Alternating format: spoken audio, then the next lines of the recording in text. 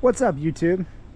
Well, I'm back, and my last video that I posted on my 2025 YZ250F upgrades video, it got a lot more views than I was expecting. I don't think anybody really cares watching my helmet footage of riding around our local track. I know a lot of moto guys think that's cool, including myself. That's just why I did it. But honestly, as a lot of us moto guys, I think we enjoy the bikes as much as anything, fixing them up, doing cool stuff, and trying to figure out, of all these things you can spend money on a dirt bike, what actually makes it better. And I've kind of taken that as a kind of a project of mine, just to see what I can do with this thing, because I'm traditionally a 450 rider, and I jumped on a 250 just to see what it was like, and I really liked it. These modern 250s are amazing. So as you can see, there's a helmet on my bike. Quick plug, shameless plug, I am running a training company called True Performance Training Systems. As you see, this is our custom wrap on my Alpine Star helmet. We do offer now motocross packages. It's pretty cool. I'm a huge motocross fan, have been for pretty much my entire life. And I've been a professional cycling coach, endurance coach for 12 years now.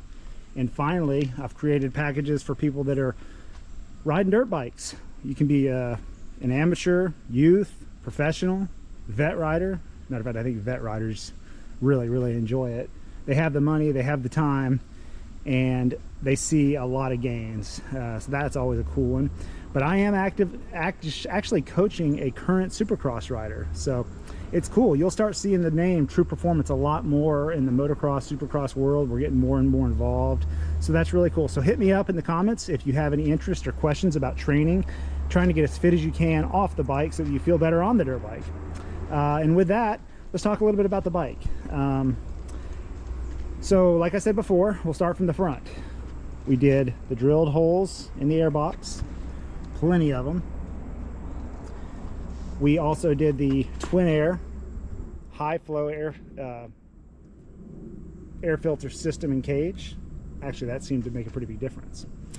Underneath here, we have the Vortex ignition tuned for this setup, which includes the titanium FMF pipe. God, it's so pretty. It's so pretty. That is such a good looking pipe. I did stay with the stock header. I was told that it didn't make a difference, so don't even bother. And as far as performance, as of right now, that's about it. I know that's a pretty good list, but for now, that's it. There are some cool little bits I've done to the bike. We've got some carbon fiber. We have the light speed chain guide. The other change was the Vortex sprocket, stock gearing. We also, the most recent was the Lightspeed full skid plate. Beautiful. Lightspeed makes such nice stuff. You can tell why Star likes it and uses it. And of course, the Lightspeed disc brake cover. I still have the standard brakes on, but that disc cover will work for standard or oversized rotors. Let me know down in the comments what you'd like to see done next. I think, oh, hold on. There is one more thing. Over the past few rides, I've been riding the pipe with, as a lot of people online say, is leave the insert in. And I did, but I tell you guys what, I removed it for the last ride, and this thing, it seemed to open it up a lot. I do like to ride the bike on the pipe, and boy, it was good. That thing will be staying out, that is for sure. So the next thing I'm looking at is one, the second injector. Pretty well known that is a must do. It's expensive, but from what I hear, the performance upgrades are amazing. So the second injector from XPR is probably the next purchase. Something else, and again, you guys can help me decide. I'm thinking about trying the new Recluse complete set. I think it's around $1,200. The Apex, I believe it's called, but it's the complete system.